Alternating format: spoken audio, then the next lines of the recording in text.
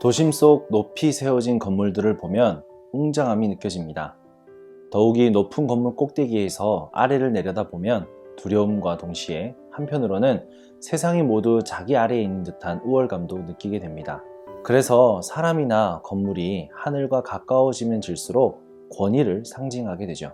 우리가 지금보다 조금이라도 더 잘 살기 위해 현재를 애쓰며 살아가는 이유도 단 한 단계라도 위로 올라가기 위해서입니다.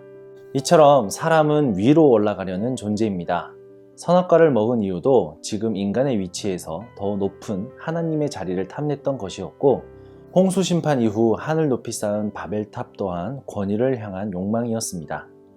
이러한 인간의 욕망은 높은 곳에 올라가 자신의 뜻대로 모든 것을 움직이고 통제하려는 마음에서 나오게 됩니다. 그러나 여러분, 오늘 예수님은 우리에게 전혀 다른 방향의 높음을 말씀하고 계십니다. 예수님은 높은 곳에서 낮은 곳으로 가장 연약한 모습으로 이 땅에 오셨습니다.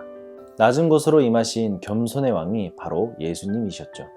그분이 태어났을 때 그분은 짐승들의 먹이통인 구유에 누이셨고, 만왕의 왕이신 그분을 경배하러 온 이들은 천한 목동과 양들이었으며 하나님을 섬기는 제사장이 아닌 동방의 이교도들이었습니다.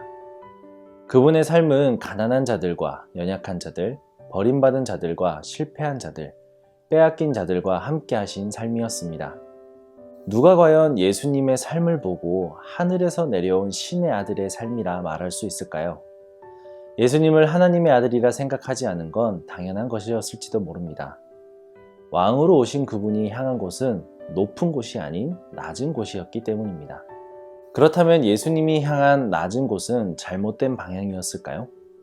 예수님의 선택은 우리를 위한 선택이었습니다. 그분은 우리를 너무나도 사랑하셨기에 낮은 곳으로, 하늘에 닿을 수 없는 우리를 위해 이 땅에 오셨습니다. 그뿐인가요? 연약한 자들을 위해, 가난한 자들을 위해, 실패한 자들을 위해, 빼앗긴 자들을 위해 그분은 연약하고 가난하며 실패하고 빼앗긴 자로 이 땅에 오셨습니다. 다시 말해 예수님의 낮아지심은 모든 것을 품을 수 있는 사랑이 되신 것이었습니다. 그분은 낮아짐으로 완성되는 높아짐을 이루셨습니다. 하나님 나라의 신비는 낮은 곳으로 왔을 때 비로소 모든 것을 품을 수 있게 된다는 것입니다. 인자가 온 것은 섬김을 받으려 함이 아니라 도리어 섬기려 하고 자기 목숨을 많은 사람의 대속물로 주려 함이니라. 섬김으로 타인을 대하면 그것은 주종관계를 뜻하게 됩니다. 주종관계가 된다면 내가 뜻하지 않더라도 타인의 뜻대로 행동해야 합니다. 그 누가 이런 관계를 맺고 싶어 할까요? 하지만 예수님께서는 우리를 위해 기꺼이 낮아지셨고 우리에게 영원한 생명을 주시기 위해 기꺼이 그분의 생명으로 우리를 섬기셨습니다.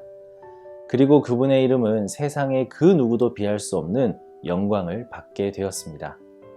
그리고 우리의 생명의 주인이 되어 우리로 하여금 제대로 된 삶, 온전한 삶을 누릴 수 있는 길을 열어주셨습니다. 오늘 낮은 곳으로 향하셨던 주님이 우리를 낮은 곳으로 초대하고 계십니다. 우리와 함께 낮은 곳에서 온전한 높음을 완성하시고자 여러분들에게 손을 내밀고 계십니다. 하나님 나라는 낮은 곳으로 향하여 그곳에서 주님과 함께 동행하며 이웃을 섬기고 사랑을 행할 때 찬란한 영광으로 우리의 눈앞에서 이루어지게 될 것입니다.